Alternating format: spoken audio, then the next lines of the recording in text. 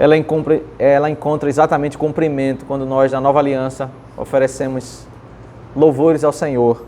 Nós estamos fazendo o cumprimento daquelas representações do oferecer sacrifícios do Antigo Testamento. Hoje nós vamos examinar Romanos 8, verso 26 ao verso 30.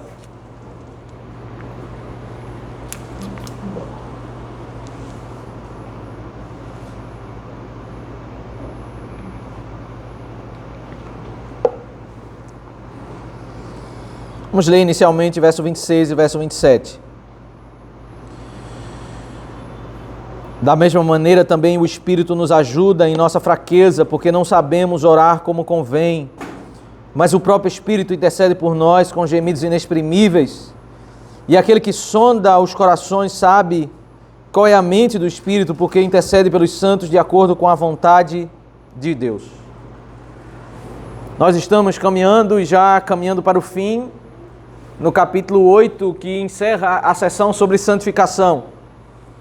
Um grande chamado para a santificação foi feito pelo apóstolo Paulo no capítulo 8, quando ele disse da nossa capacidade de obedecermos, se nós fomos unidos a Cristo na sua morte, também somos unidos na ressurreição e temos capacidade em Deus de obedecer, porque agora habita em nós um novo homem. Devemos, portanto, fugir de dois extremos que ocorrem na história. Um extremo das pessoas que tratam o ser humano como se nós fôssemos tão frágeis, tão pecadores, como se a nossa realidade pós-conversão fosse exatamente a mesma antes da conversão, como se não houvesse mudança, não tivéssemos o Espírito para poder obedecer e viver uma vida para a glória de Deus. Devemos fugir dessa realidade. Certamente fugir também do outro extremo, de pessoas que chegaram a afirmar na história que o crente pode chegar a tal modo de santificação que pode viver uma vida sem pecar. É um outro extremo também que nós devemos nos apartar. Romanos 6 fala da nossa capacidade, mas Romanos 7, ele vai apresentar a realidade antes da nossa conversão, quando vai dizer que antes da nossa conversão nós tínhamos uma realidade de escravos limitados, nós não conseguíamos obedecer. Mas Deus nos redimiu e o capítulo 8 nos apresenta agora nós como filhos que podemos não para obedecer à lei de Deus como escravos, mas como filhos para sermos guiados pela a voz do Espírito, porque a lei de Deus é para onde a voz do Espírito aponta. Ela guia os filhos do Senhor para obedecerem à voz do Senhor. Nós somos guiados para obedecermos o Senhor. Mas aí o apóstolo Paulo apresenta uma transição a partir do versículo 12, quando ele vai nos apresentar como filhos e herdeiros. Particularmente, o bloco se encerra no verso 17, quando ele vai apresentar o tema do sofrimento, e ele vai dizer que o fato de nós sermos filhos de Deus traz duas implicações. Nós somos filhos de Deus, somos unidos na morte e na ressurreição de Cristo. Significa que nessa vida, assim como Cristo passou por sofrimentos, nós também vamos passar por sofrimentos. Na glória, Cristo subiu e entrou na glória, ele não tem mais sofrimento, e vai chegar um dia que nós vamos entrar na glória e nós não teremos também sofrimento. Os sofrimentos que nós passamos hoje não é porque nós estejamos como que pagando a dívida do nosso pecado, a nossa dívida foi completamente quitada, mas nós somos herdeiros de Deus e co-herdeiros com Cristo, e ele diz no versículo 17, se com ele sofremos, com ele também seremos glorificados. Então nós vamos passar por sofrimentos.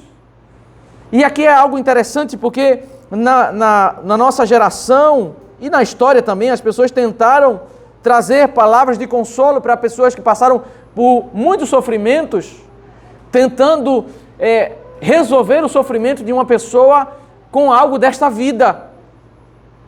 E às vezes, meus irmãos, nós não temos nessa vida uma solução para alguns dos nossos problemas.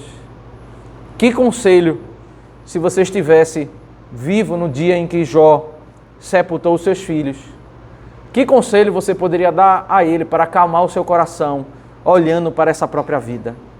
Qualquer outro benefício que ele viesse a ter não iria trazer de volta os seus filhos. Ele, de fato, só iria resolver esse problema na ressurreição. Quando ele entrar na glória, ele vai ver os seus filhos. Quando ele entrou na glória, ele viu os seus filhos. E ele pôde, de fato, tirar aquela angústia que ele teve desse mundo caído. Por isso o apóstolo Paulo, nós vimos no verso 18, diz: Para mim, tenho por certo que os sofrimentos do tempo presente não podem ser comparados com a glória a ser revelada em nós. Veja que ele busca consolo para o seu coração na glória. Não é que mês que vem os meus problemas todos serão resolvidos e eu vou agora encontrar a verdadeira felicidade para resolver os meus problemas. Nós nessa vida temos muitas bênçãos, o Senhor nos abençoe e podemos encontrar dias de muitas alegrias. Mas nós não podemos imaginar que nessa vida teremos o livramento de todas as dores desse mundo. Nós estamos envelhecendo, passamos por doenças, sepultamentos, dores dessa vida, desse mundo caído. Todas as vezes que nós vemos notícias de enchentes, de um mundo tomado de dificuldade, é exatamente o que eles expressam em Romanos 8, verso 19 a 22, quando a própria natureza geme. Porque a natureza dos nossos dias não é a natureza que existia antes do pecado no Jardim do Éden. É uma natureza maldita, quando Deus disse: maldita é a terra por tua causa. Ele finaliza o bloco no versículo 25 dizendo que um consolo que nós temos como filhos é que há uma esperança. Todo o foco, meus irmãos, não é que nós não podemos ter esperança de que alguns dos nossos problemas serão resolvidos aqui. Mas o foco dele é na solução plena, na solução final. Quando nós entraremos na glória e nossa esperança será realizada, nós com paciência aguardamos o encontro com o Senhor quando nós entraremos na glória. Mas além da esperança, como nós, perceba que ele está tratando do tema da santificação e junto do tema da santificação ele foi fazendo uma transição suave e ele entrou no tema do sofrimento. Dentro desse tema maior que é a santificação, mas agora ele já está dentro do tema do sofrimento. E ele vai tratar sobre dois aspectos aqui, como Deus ele nos ajuda a lidar nesse mundo com o sofrimento. Dentro dessa perspectiva que nós precisamos ter de que Deus ele quer que nós sejamos santificados. A primeiro tópico, o verso 26 e 27, é sobre a ajuda do Espírito quando nós oramos ao Senhor. Da mesma maneira, também o Espírito nos ajuda em nossa fraqueza, porque não sabemos orar como convém. O verso 26 e o verso 27 é muito comum no escrito do apóstolo Paulo. Às vezes ele lança um texto que é difícil de se entender, e o verso seguinte é quando ele explica o verso anterior. Então o verso 27 é quando ele explica esses conceitos que estão sendo apresentados anteriormente, mas é quando ele vai lançar luz sobre o que ele expôs no verso 26. O verso 26 fala sobre uma fraqueza que nós temos. A fraqueza que nós temos, que vai ser explicada por ele, é a nossa ignorância. Nós não temos pleno conhecimento. Quando nós estamos no meio do sofrimento, a primeira coisa que nós fazemos como filhos de Deus é orar ao Senhor.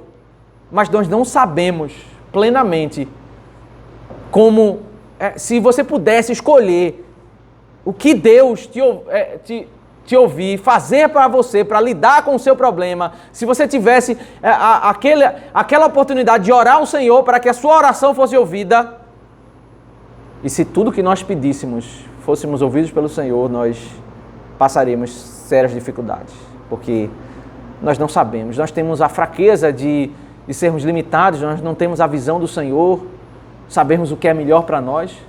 Quando a gente está passando por uma cena de sofrimento, a gente olha para aquela cena curta e a gente imagina na nossa oração que se Deus ouvir aquela oração, minha vida vai ser mudada. Eu vou ficar bem, meu problema vai ser resolvido. E a nossa fraqueza é exatamente essa, é achar que nós, quando oramos ao Senhor, nós sabemos, e muitas vezes nós podemos nos pegar na oração tentando convencer Deus de que Ele nos ouvir é a melhor coisa que Ele tem a fazer. Vai ser o melhor para nós. Isso é um equívoco nosso, é a nossa fraqueza. E é nesse sentido, meus irmãos, que a Bíblia diz que nós não sabemos orar como convém. Não é, meus irmãos, que nós não sabemos completamente como orar. Nós temos a oração do Pai Nosso, nós temos vários conceitos na Bíblia que nos ensinam como orar, mas esse orar como convém, ele não é absoluto sobre toda e qualquer oração, uma oração vazia, como se nós não precisássemos orar, ou nossa oração fosse, todas as orações fossem erradas. Não é isso. É que de fato, nós não sabemos completamente, perfeitamente orar. Se tivéssemos que pedir ao Senhor para Ele nos ouvir, resolver os nossos problemas, nós certamente pediríamos coisas boas, mas também pediríamos coisas equivocadas. Nós não sabíamos como orar em nossa fraqueza, em nossa dificuldade. Ele acabou de falar do verso 18 ao 25 que nós gememos. O verso 23 diz isso. O gemido de dor que nós sentimos em um mundo caído. Quando a gente passa por um problema, particularmente, a gente ora ao Senhor e a gente geme de dor, a gente sofre e se angustia diante do Senhor, e a gente ora ao Senhor, mas a gente não sabe orar perfeitamente. Mas o texto diz, mas o próprio Espírito intercede por nós com gemidos inexprimíveis. Ele explica isso no verso 27, mas de modo simples. O que o apóstolo Paulo está dizendo é que quando nós gememos de dor e oramos ao Senhor pedindo que o Senhor resolva os nossos problemas, com nossa ignorância, nossa fraqueza, nosso pouco conhecimento, aqui do lado, o Espírito de Deus, ele geme, orando a Deus. Nós gememos de dor e ele, com gemidos inexprimíveis, ele ora a Deus, para que Deus não ouça a nossa oração e ouça a oração dele. O verso 27 explica isso, que diz, e aquele que sonda os corações sabe qual é a mente do Espírito,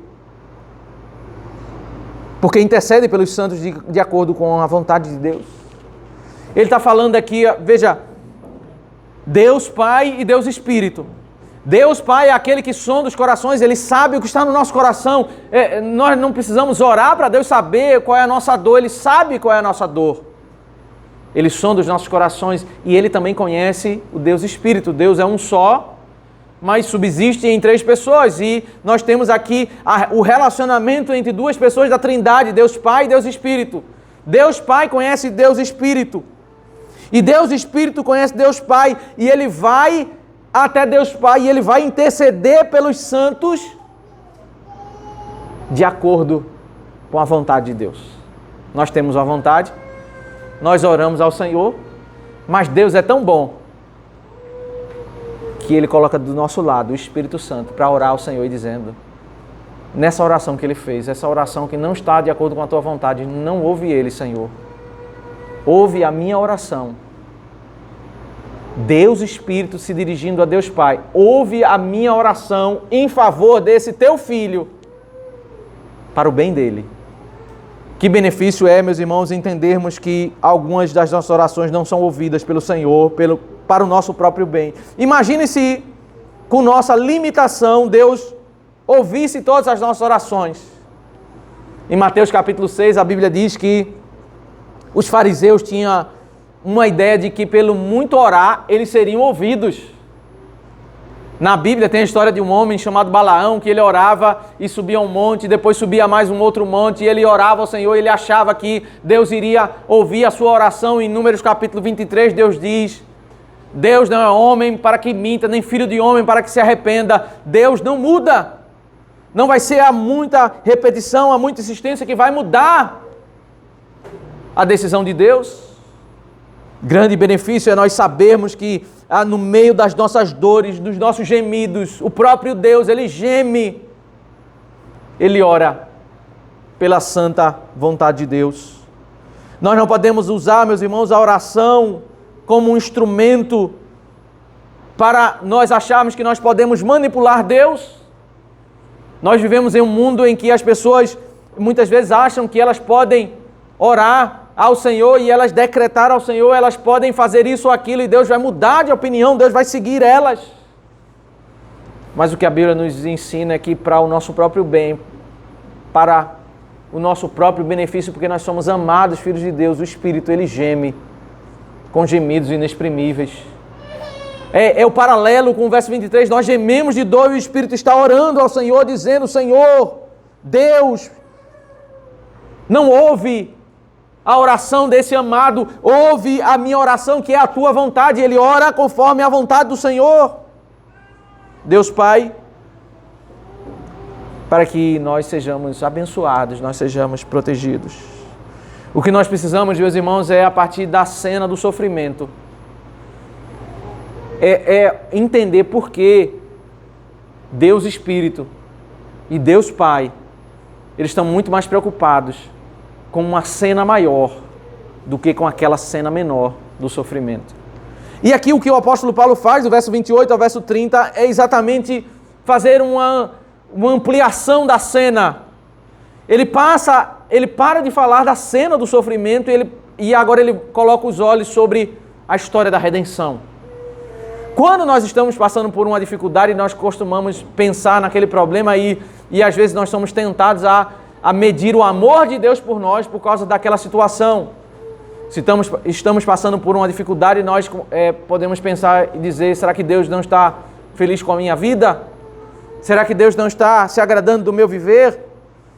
Mas aí vem uma das frases que é uma das frases mais deturpadas da Bíblia em nossos dias.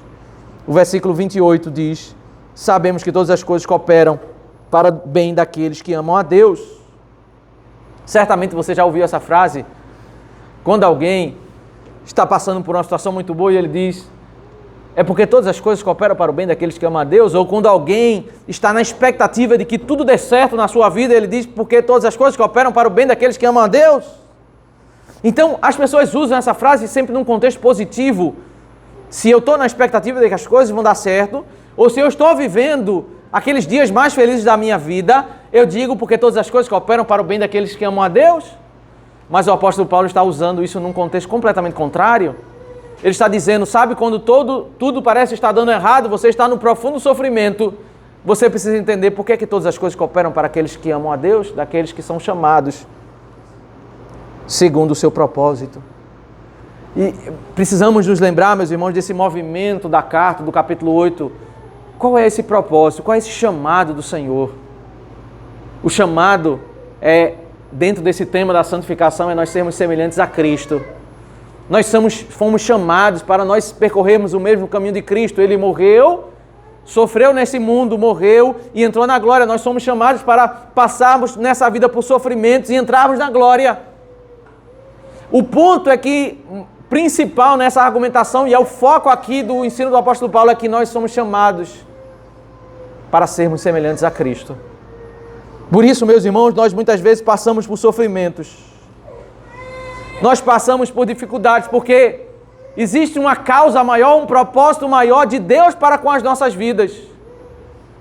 E o propósito maior que muitas vezes o nosso coração teima em querer acreditar é o nosso conforto. Mas o propósito maior é nós sermos semelhantes a Cristo. Deus está muito mais preocupado com a nossa santificação do que com o nosso conforto. Se nós passarmos por dificuldades para Deus nos fazer mais semelhantes a Cristo, Deus vai nos fazer. Nós vamos orar ao Senhor e dizer, Senhor, tira essa dificuldade, mas o Espírito, ele está pensando em algo maior.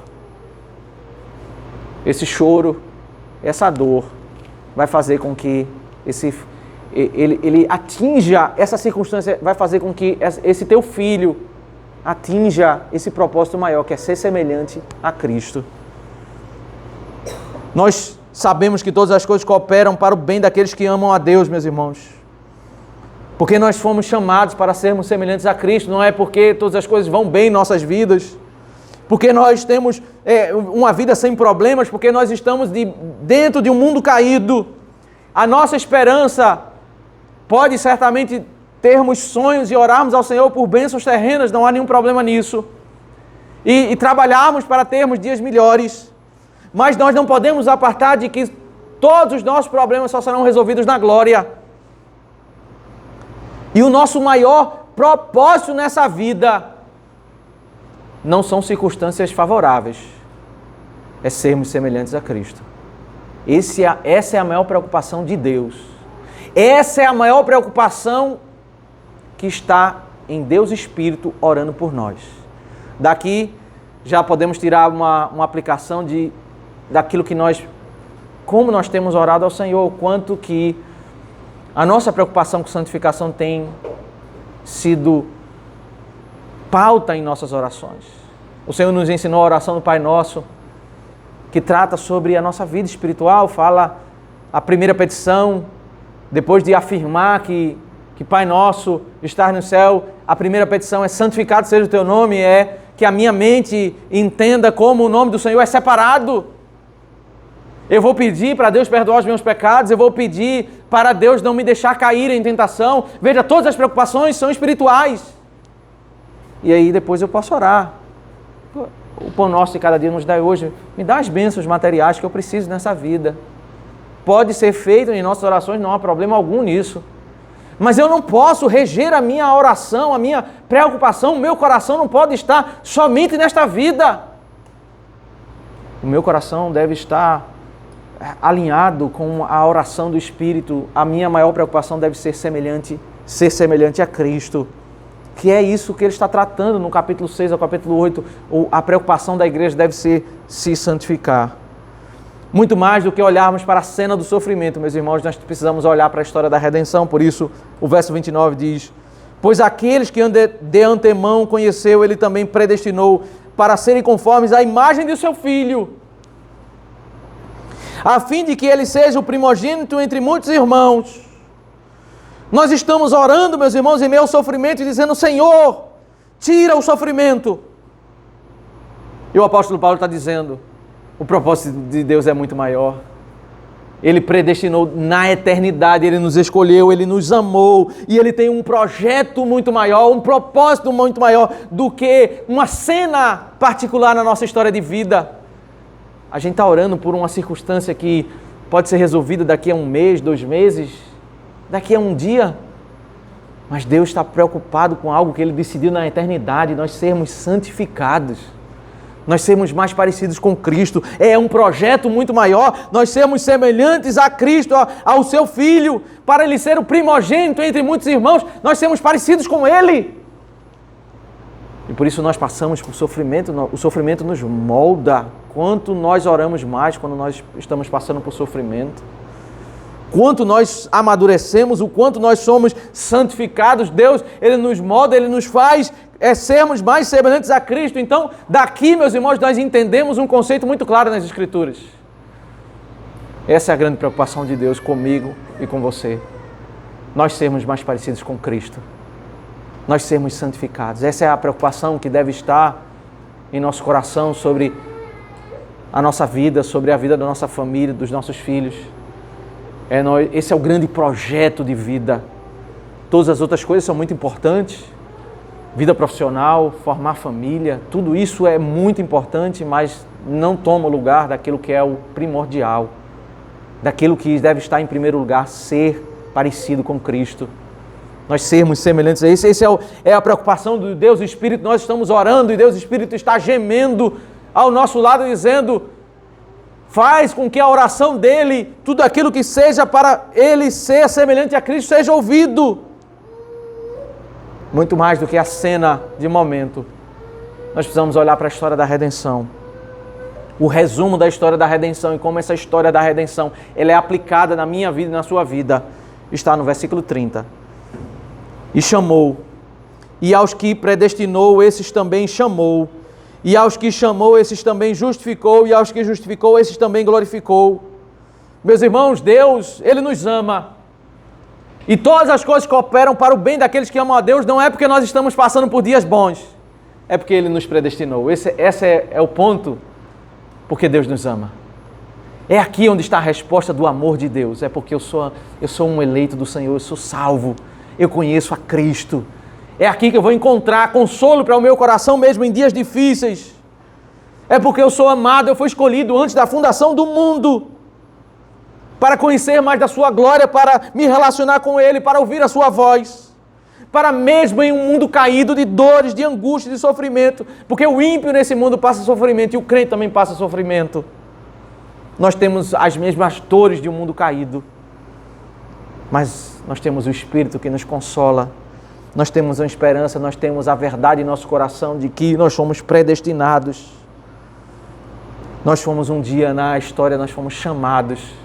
Um dia alguém pregou o Evangelho para você e para mim e o coração ardeu, o coração, você já não era mais o mesmo. Aqueles costumes, aqueles hábitos não eram mais o mesmo, você encontrou, você ouviu a voz do Espírito, foi chamado interior para agora ouvir a voz de Deus e por isso que nós somos amados. E não somente isso, Deus nos chamou e Ele disse que nós somos perdoados, justificados. Ele falou no nosso coração e disse: olha, eu não vou pedir de você mais nada para você entrar no céu, você está perdoado. Isso é a prova do amor de Deus. E aos que justificou, isso também glorificou. não é nada que aconteceu no passado. O apóstolo Paulo está falando exatamente no molde dos profetas do Antigo Testamento. Ele fala no passado algo que vai acontecer no futuro. A glorificação vai ser quando Cristo voltar, nós vamos ser glorificados, não ter uma natureza corrupta, caída, nós vamos entrar na glória. Um corpo ressurreto. O apóstolo Paulo certamente, meus irmãos, não ajuda os irmãos, não ajudou os irmãos com a teologia da prosperidade. O que você diria para uma pessoa que está passando por problemas?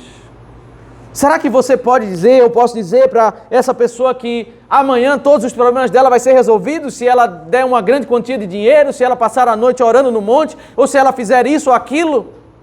Nem você nem eu podemos dizer isso. Pode ser que alguns dos problemas dessa pessoa sejam resolvidos, pode ser que alguns dos problemas não sejam resolvidos. O apóstolo Paulo não busca na teologia da prosperidade a acalmar e trazer consolo ao coração das pessoas, ele busca na história da redenção. Diz, olha, apesar dos problemas, nós podemos dizer que tudo coopera para o bem daqueles que amam a Deus. Como é que está cooperando, Senhor? Eu estou passando por dor, estou gemendo de dor. Aí o Espírito aqui do lado diz, está doendo, mas a grande preocupação do Senhor não é tirar a dor, é fazer você ser mais semelhante a Cristo. É fazer com que cada um de nós sejamos mais santificados. Essa é a grande preocupação de Deus para com as nossas vidas. Esse texto, meus irmãos, nos ensina sobre oração. Nós certamente devemos entender que a oração é algo valioso para Deus. Tão valioso que o próprio Deus, Espírito, está do nosso lado orando em nosso favor. É algo extremamente valioso. O próprio Senhor Jesus aqui, na sua primeira vinda, dedicou muitos momentos, ele subiu ao monte para orar ao Senhor. Na economia da Trindade, Deus Espírito ele tem a função de orar por nós. Isso, meus irmãos, é ilustrado no livro de Levítico, a oração, como algo muito valioso. A Bíblia diz que o livro de Levítico é tomado de representação, né? Havia como que uma cena teatral na Antiga Aliança. Tinha um composto perfumado. Imagine uma multidão de pessoas na hora do culto. E o livro de Levítico diz que esse composto perfumado, diz lá em Êxodo, né?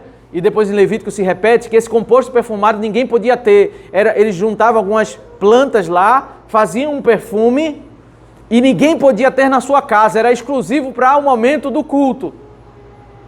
E no momento do culto eles queimavam aquilo ali, aquele composto perfumado, subia um aroma agradável. Aquele cheiro inundava todo o ambiente e as pessoas sentiam aquele perfume agradável. E o livro do Apocalipse diz que é o prazer que Deus tem quando os santos oram ao Senhor. É como um incenso subisse agradável às narinas do Senhor. Deus, ele fez um perfume inundar o ambiente para que o povo de Deus entendesse como ele tem prazer quando o seu povo ora, quando o seu povo suplica, dialoga com ele. Nós precisamos orar. Nós precisamos usar a oração como instrumento, meio de graça, como meio para nós buscarmos ao Senhor, ouvirmos a sua voz, entregarmos as nossas súplicas.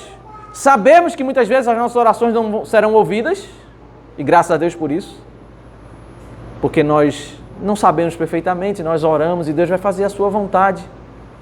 Mas nós precisamos entregar as nossas orações, orarmos ao Senhor, entregarmos, lançarmos as nossas ansiedades, encontrando na oração um lugar de consolo. Mas de fato, meus irmãos, esse texto nos ensina como a doutrina é usada por Paulo para lidar com os problemas da vida. Paulo tem que ajudar a igreja, os irmãos que estão passando por sofrimento. O que é que ele faz? Ele pegou a doutrina da predestinação e disse, vamos olhar para essa doutrina e vermos como nós somos amados de Deus. Não olha a tema do sofrimento. Se você entender a doutrina da predestinação, você vai entender que antes da fundação do mundo, Deus te ama. Deus tem um propósito maior. E aí nós começamos a lidar com o sofrimento de uma perspectiva diferente. Nós olhamos para o sofrimento, mas nós sabemos que tem uma data para terminar. Nós sabemos que Deus está no controle de todas as coisas. É verdade que às vezes Ele não vai atender os nossos pedidos de tirar o sofrimento no momento. Mas não é porque Ele nos ama. É exatamente porque Ele nos ama, porque Ele quer algo maior do que o nosso conforto. Ele quer trabalhar o nosso coração para nós sermos moldados a sermos servos mais íntegros. Quantas experiências cada um de nós já tivemos em dias em que a gente imaginava que aquela tribulação ia tomar a nossa vida. Nós oramos intensamente, pedimos oração aos irmãos da igreja. E depois de um tempo nós vimos a resposta de Deus, nós vimos a intervenção do Senhor. Que experiência nós já tivemos sobre isso. Como Deus usou aquela circunstância para moldar o nosso coração, para mudar a nossa vida. E o propósito foi atingido. Sermos mais parecidos com Cristo. A tribulação não foi vazia, não foi um abandonar de Deus, mas foi de fato o cuidar de Deus, o dirigir de Deus para nós atingirmos o seu propósito, sermos mais parecidos com Cristo. Precisamos conhecer o Senhor, meus irmãos. Conhecer a sua palavra, porque muitas vezes nós nos equivocamos, entramos em crises com Deus. Crises que estão escritas na Bíblia. O profeta Abacuque, capítulo 1, ele entrou em crise com Deus. Ele levanta uma queixa para Deus e diz: eu quero que Deus venha aqui e me explique, porque eu não estou entendendo essa história não. Eu vou agora perguntar a Deus, eu quero que Ele venha aqui para me explicar, porque isso que Ele está fazendo parece que está errado. Jó diz isso no capítulo 38, capítulo que vai percorrendo até chegar ao 38, ele diz: tomara que Deus viesse aqui e eu pudesse argumentar diante dele para mostrar a minha integridade e que eu não deveria passar por esse sofrimento. O sofrimento, meus irmãos, ele pode nos tirar da razão e é nesse momento que a doutrina da palavra de Deus vai nos fazer fincar os pés e entender o ensino do Senhor. Quando o Senhor apareceu a Jó, a resposta dele é: Senhor, eu conhecia só de ouvir falar, mas agora os meus olhos te veem. Agora eu compreendo, Senhor. Eu estava numa percepção completamente equivocada, mas agora eu entendo a tua vontade, eu entendo o teu propósito. E isso, os filhos deles não voltaram. Os filhos foram sepultados, mas ele compreendeu algo maior. Ele não colocou o seu coração nessa vida, ele entendeu o propósito maior. Nós precisamos, meus irmãos, desse texto, extrair esse conceito, essa reflexão. Não avalie Deus por circunstâncias na sua vida. O quanto Deus te ama por causa de um problema, um sofrimento ou uma situação A ou B. Não entenda isso. Entenda o amor de Deus porque nós somos filhos dele. Aí está a prova do amor de Deus por nós. Nós sofremos porque padecemos em um mundo caído. Nós não devemos entender que o sofrimento é resultado de um pecado A ou B. Nós padecemos sofrimentos porque nós estamos em um mundo caído. Vamos ficar doentes, vamos participar do processo de envelhecimento, assim como o ímpio. Estamos em um mundo caído. E em meio a esse mundo caído, Deus está trabalhando no nosso coração para ter aquele propósito maior. Qual é o propósito maior da minha vida? É isso que eu devo ter claro em meu coração. Eu posso ter projetos de vida, anseios, e isso é bênção. Orar por bênçãos terrenas, isso é bênção, ore por isso. Mas não apartemos o nosso coração desse projeto maior, desse propósito maior. O projeto maior não é sucesso completo nessa vida, o projeto maior é sermos mais parecidos com Cristo. Esse é o grande ideal, essa é a grande preocupação na oração do Espírito. O Espírito está orando por nós, para que sejamos mais parecidos com Cristo. Isso deve ser uma grande preocupação em nossas orações. Orarmos ao Senhor para sermos transformados de glória em glória e sermos mais parecidos com Cristo. Que o Senhor Deus nos abençoe. Vamos orar.